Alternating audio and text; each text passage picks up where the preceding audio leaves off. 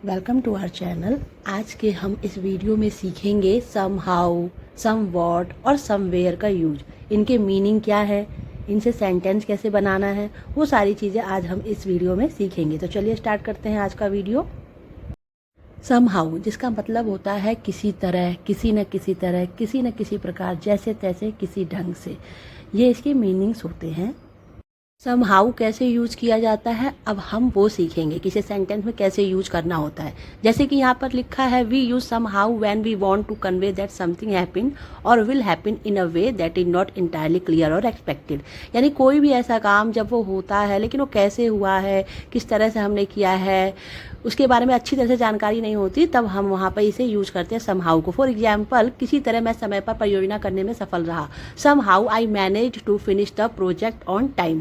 इस सेंटेंस में हमने देखा कि काम तो हमने किया है और हमारा काम पूरा भी हो गया, लेकिन हमने उसमें कितने एफर्ट डाले, किस तरह से हमने उस काम को पूरा किया, ये सब नहीं बताया गया। लेकिन हमने काम पूरा कर लिया है, अपनी परियोजना को हमने जो भी था प्रोजेक्ट उसे पूरा कर लिया है। तो इसलिए यहाँ पे हमने समहाउ को यूज किया। दूसरा एग्जाम्पल है हमारा, हम किसी न किसी तरह इस समस्या का हल, मतलब इसका हल निकाल लेंगे। We will figure it out somehow. कैसे निकालेंगे ये नहीं पता, पर हल निकाल लेंगे। तो इसलिए यहाँ पर हमने सम हाउ को यूज किया। नेक्स्ट है हमारा, किसी तरह चाबियाँ दराज में चली गई। Somehow the keys ended up in the drawer. दराज के लिए ड्रॉर वर्ड यूज करते हैं। तो चाबियाँ तो पता नहीं किस तरह से चली गई, ये नहीं पता, बस चली गई। नेक्स्ट है हमारा, वह किसी तरह जानती थी कि मैं क्या सोच रहा था। She somehow knew what I was thinking। वो जानती थी, पर उसे कैसे पता चलता था कि मेरे दिमाग में क्या चला, लेकिन उसे पता चल जाता था। तो इसलिए हम यहाँ पे somehow को यूज करेंगे। ये एक और एग्जाम्पल मैं बताती हूँ। तमाम मुश्किलों के बावजूद किसी तरह वे इसमें सफल हो गए। Despite all odds. ओड्स का मतलब होता है मुश्किलें। somehow they made it through, यानी ये किसी भी तरह से सफल हो गए। तो इस तरह से हमने सेंटेंस में देखा कि उन्हें सफलता तो मिली, बहुत सारी मुश्किलें भी आई, वो किस तरह की प्रॉब्लम्स थी, किस तरह के ओट्स थे, वो हमें यहाँ पता नहीं चल रहा। इसलिए यहाँ पर हमने इस सेंटेंस में समहाउ को यूज किया है। जैसे कि नीचे लिखा भी है, इट इज ऑफर use to express surprise, uncertainty और a lack of understanding about how something happen. यानी ये कैसे हुआ, वहाँ अनसर्टेनिटी होती है, ये सारी चीज़ अगर दिखाई देती है तो हम वहाँ पे समहाउ को यूज करते हैं। वर्ड है हमारा समवॉट, जिसका मतलब होता है कुछ हद तक या फिर कुछ कुछ। अब इसे कैसे यूज करना है सेंटेंस में, वो अब हम यहाँ पे सीखेंगे। तो इसे हम इस तरह से यूज कर सकते हैं। सबसे पहले डिग्री ऑफ सर्टेनिटी, यानी जब हम पूरी तरह से कंफर्म हो कि हाँ यही ऐसे ही किया था हमने। जैसे मुझे कुछ हद तक यकीन है कि मैंने अपनी चाबियाँ टेबल पर छोड़ दी थी। I am somewhat sure that I left my keys on the table.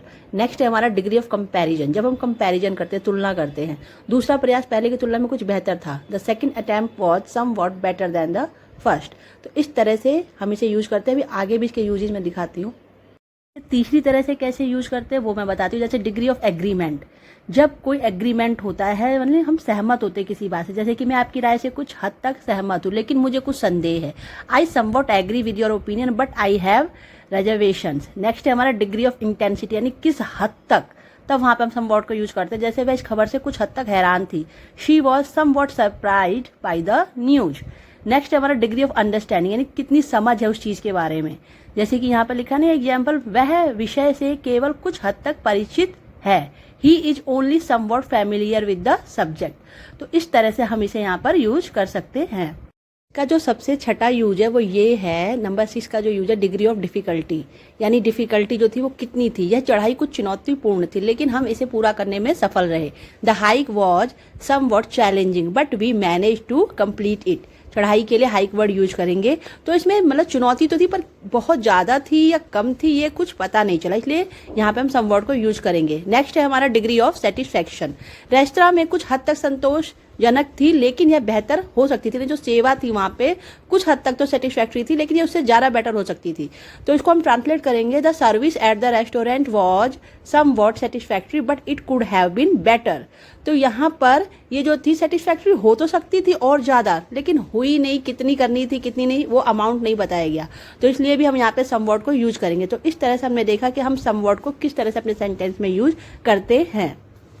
सबसे लास्ट जो आज का वर्ड है समवेयर, अब हम इसका यूज करना सीखेंगे, जिसका मतलब होता है कहीं ना कहीं या फिर कहीं।